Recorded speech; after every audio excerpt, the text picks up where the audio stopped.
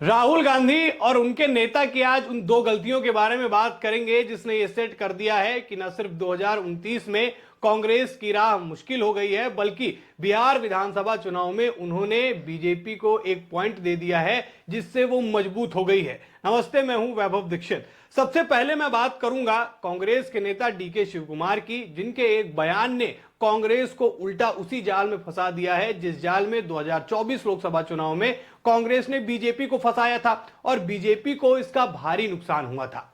अब वो क्या जाल था, क्या बात थी, वो भी जान लीजिए। दरअसल 2024 लोकसभा चुनाव में आपको याद होगा कि इंडी गठबंधन की तरफ से एक नैरेटिव सेट किया गया। आरएसएस की तरफ से मोहन भागवत कुछ ऐसी बात बोलते हैं जिसको एक अलग तूल दिखाया जाता है, एक तूल पकड़ती है और उसमें यह कहा जाता है कि बीजेपी अगर सत्ता में आएगी तो संविधान को बदल देगी, आरक्षण को खत्म कर देगी, ऐसी बातें बोली जाती है।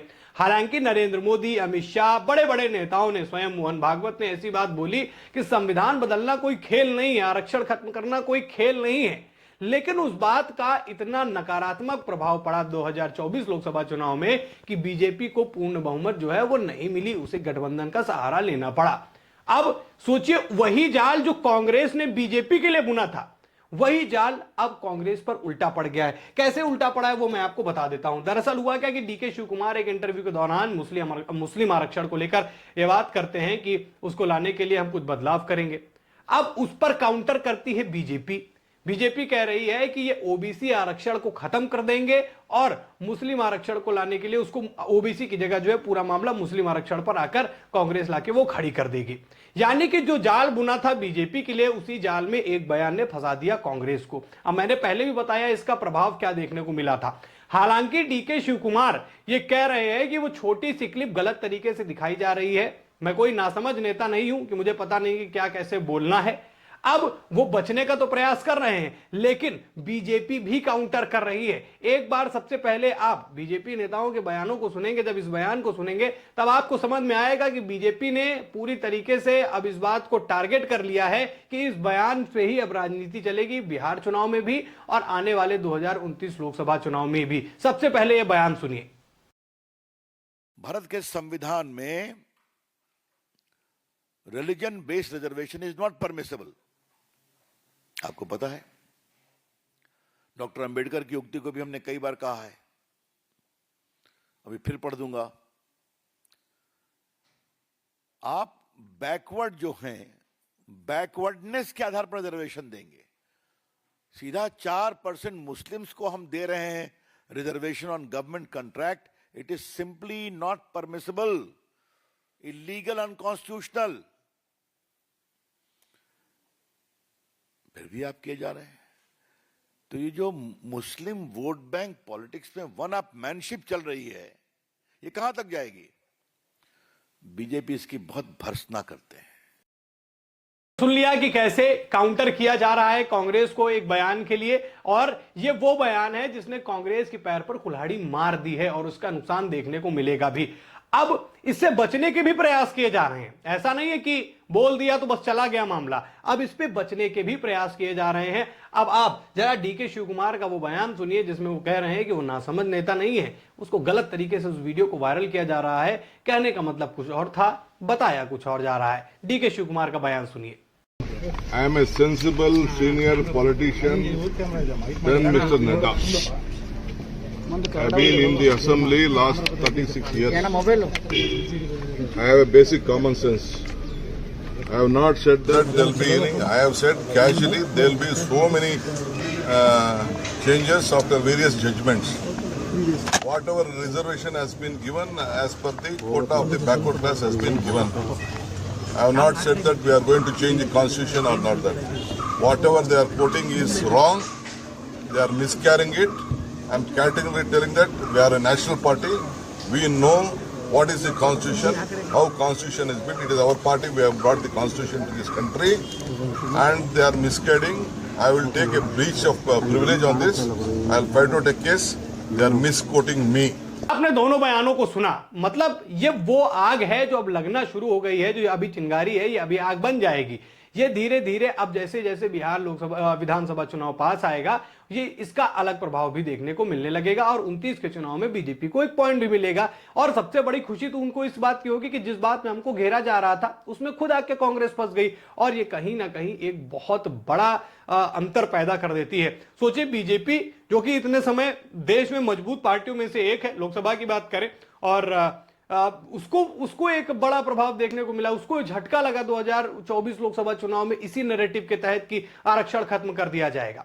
अब सोचिए, कांग्रेस जिसकी स्थिति यह है कि 100 सीटें पहुंचने में उसे रगड़ना पड़ रहा है, अगर उसके साथ ऐसा हुआ तो कांग्रेस का हाल क्या हो जाएगा। तो ये वो 2 पॉइंट्स थे जिसको लेकर ये अभी फिलहाल फंसते हुए नजर आ रहे हैं। अब देखिए, ये पॉइंट हार का कारण भी बन सकता है कांग्रेस के, और जो उदय एक नजर आया बहुत सालों बाद, लगभग 10 सालों बाद की सैकड़े की तरफ जो है कांग्रेस बढ़ रही है, उसके लिए बहुत बड़ा ये नेगेटिव फैक्टर साबित हो सकता है। अब ये तो पहली बात हो गई। अब दूसरी वो बात जिसमें कांग्रेस ने खुद अपने पैर पे कुल्हाड़ी मार ली, ये तो उनके नेता ने मारी। अब वो मामला है वक्फ बोर्ड का। देखिए, वक्फ बोर्ड को लेकर क्या हुआ है कि जब आप समझेंगे वक्फ बोर्ड की पूरी कहानी, कि उसमें ऑल इंडिया मुस्लिम ने एक दिल्ली में विरोध प्रदर्शन किया, तमाम पार्टियों के नेता पहुंचे, समाजवादी पार्टी हो, कांग्रेस हो, या फिर अन्य दल जितने विपक्षी जो गठबंधन में है या फिर नहीं भी है, पर इस बात का समर्थन करने के लिए यहां पहुंचे ऑल इंडिया मुस्लिम के साथ में। अब ऑल इंडिया मुस्लिम क्या कह रही है, इस बात पर भी नजर डालिए, कैसे ये बिहार के चुनाव में प्रभाव डालेगा, बहुत बड़ा प्रभाव डालेगा। देखिए, all India Muslim personal law board ने दिल्ली में रैली की थी, तो सभी विपक्षी दलों ने, उनके नेता ने उनके समर्थन में जो है अपनी बात बोली। साथ ही साथ अब क्या होगा, उन्होंने ये बात बोली है, किसने, ऑल इंडिया मुस्लिम ने कहा कि हम बिहार में बड़ी बड़ी रैलियां करेंगे। अब आप सोच रहे इससे तो फायदा होगा ना, इससे तो नेगेटिव नैरेटिव सेट होगा बीजेपी के लिए। नहीं, इसका फायदा भी मिल सकता है। कैसे फायदा मिलेगा, बीजेपी को यहां फायदा ऐसे मिल जाएगा कि उनको एक मुद्दा मिल जाएगा। मुद्दा क्या मिलेगा, मुद्दा यह मिलेगा कि जहां जहां बीजेपी पहुंचती है वहां पर मुस्लिमों का साथ लेके हुए उनको आगे बढ़ाने के लिए ये विपक्षी दल उनके साथ चल रहे हैं। इससे फायदा होगा कि जो हिंदू वोटर्स हैं उसका वोट बीजेपी को मिल जाएगा। जो जातियों में हिंदू बटे हैं वो एकमुश्त हो जाएंगे और वो बीजेपी को वोट मिल जाएगा। क्यों, क्योंकि वो दिखा देंगे बीजेपी की भैया ये देखिए, ये तो मुस्लिमों के साथ लेके जहां जहां पहुंचते हैं वहां मुस्लिमों के नेताओं को आगे लेके पहुंच जाते हैं। देखिए किस तरीके का नैरेटिव सेट कर रहे हैं। अब आप सोच रहे होंगे कि इतना बड़ा प्रभाव पड़ जाएगा बिहार के चुनाव में, इससे बड़ा भी प्रभाव है, चलिए वो भी मैं आपको बता देता हूं। देखिए, बिहार की आबादी में है क्या क्या, क्यों ये नैरेटिव उनके लिए नेगेटिव साबित हो सकता है। दरअसल बिहार में ओबीसी, ईसीबी, एससी और एसटी, ये 4 जातियां जो है बहुत ज्यादा है, मतलब एक बड़ी संख्या में, एक बड़ी आबादी है इनकी। और 1990 के दशक में बिहार मंडल कमीशन की सिफारिशों को लागू करने वाला यह पहला राज्य बना था और पिछड़े वर्गों को 27% भी आरक्षण भी मिला था। अब यहां पर यह नैरेटिव सेट कर दिया जाएगा कि भैया अगर यहां ओबीसी ज्यादा है, और ओबीसी ही वाले मामले को लेकर बीजेपी घेर रही है कि ओबीसी का जो आरक्षण है उसको ये लोग खत्म करेंगे और उसकी जगह मुस्लिमों को आगे बढ़ा देंगे, यह नैरेटिव सेट कर दिया जाएगा। और सेट किया जाएगा तो बहुत बड़ा नुकसान बिहार में देखने को मिलेगा। जहां एक तरफ बीजेपी गठबंधन में अभी बिहार में है, वहां जहां उसको मजबूती की इस बार कमी नजर आ रही थी, कांग्रेस ने चुनाव से कुछ ही महीनों पहले ये उसको एक पॉइंट दे दिया है। और जहां वक्फ बोर्ड और साथ ही साथ डीके शिव कुमार, यानी जिन 2 चीजों को ये मजबूत अपनी पहलू समझ रहे थे, उन्हीं 2 मजबूत पहलू ने इनके लिए एक बड़ी मुसीबत जो है वो खड़ी कर दी है। ये सब सोच रहे थे कि वक्फ बोर्ड के जो उसका विरोध कर देंगे, जो नया संशोधन आ रहा है, तो मुस्लिम वोटर जो है हमारे साथ आ जाएंगे। लेकिन यहां तो भाई दूसरी प्लानिंग है। इन्होंने बोला कि हम बिहार जाएंगे, बिहार इसलिए जाएंगे बिहार में चुनाव है, वहां रैलियां करेंगे तो इसका प्रभाव देखने को मिलेगा। बीजेपी यही नैरेटिव सेट कर लेगी।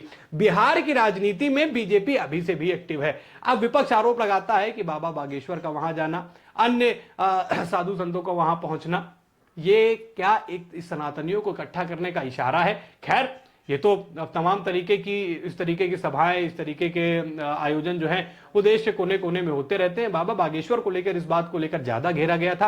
अब हो सकता है कि वही जो पहले हुआ अब और ये जो कांग्रेस अब कर रही है, इन दोनों को अगर एक साथ मिला दिया जाएगा तो कहीं ना कहीं नुकसान कांग्रेस को देखने को मिलेगा। अब ये बयान किस तरीके से उन पर हावी होगा, बिहार में वक्फ बोर्ड के विरोध में अगर मुस्लिम लीग वहां पहुंचती है तो किस तरीके से उसको फायदा होगा, ये तो आने वाला समय बताएगा। लेकिन कांग्रेस जैसे जैसे उभरती है उसके बाद वो दो ऐसी, हमेशा मैं अगर पिछले 10-12 सालों की बात करूं, जब जब ये लगता है कि कांग्रेस उभर कर सामने आने लगी है, दोबारा वो अपने पुराने स्वरूप में ढलने लगी है, वहीं या तो राहुल गांधी स्वयं कुछ ना कुछ ऐसा बंटाधार कर देंगे, या फिर मल्लिकार्जुन खड़गे का कुछ ऐसा बयान आ जाएगा, या फिर कांग्रेस का कोई एक बड़ा नेता इस तरीके का बयान दे देगा कि कांग्रेस जहां एकदम ऊपर चढ़ रही थी, उसका पैराग्राफ, उसका मैप जो है वो ऊपर जा रहा था, तो साए से नीचे आ जाता है। यही दिक्कत है कांग्रेस के साथ में। और फिर से बिहार चुनाव से पहले, और अभी 29 में तो बहुत लंबा समय है, अगर बिहार के विधानसभा चुनाव में ये चीज देखने को मिल रही है कि इस बात का दुष्प्रभाव कांग्रेस के साथ जाता है, कांग्रेस को उसका नुकसान होता है, तो भाई साहब आप ये मान लीजिए कि ये नैरेटिव सेट हो जाएगा और 2029 में भी एक बड़ी मुसीबत साबित होगी कांग्रेस के लिए, और बीजेपी को एक बार फिर से सत्ता में आने का आसान मौका मिल जाएगा। क्या लगता है कि कांग्रेस जिस तरीके की गलतियां कर रही है, कांग्रेस जैसे जैसे संभलती है वैसे एक बड़ी गलती कर देती है, और क्या इसको नजरअंदाज करेगी जनता, या फिर कांग्रेस अभी और लंबे समय तक सत्ता से दूर रहने वाली है? अपनी राय दोस्तों कमेंट में जरूर बताइएगा। फिलहाल इस खबर में इतना ही। वीडियो को लाइक और शेयर करें, फिर मिलेंगे एक नए राजनीतिक विश्लेषण के साथ। धन्यवाद।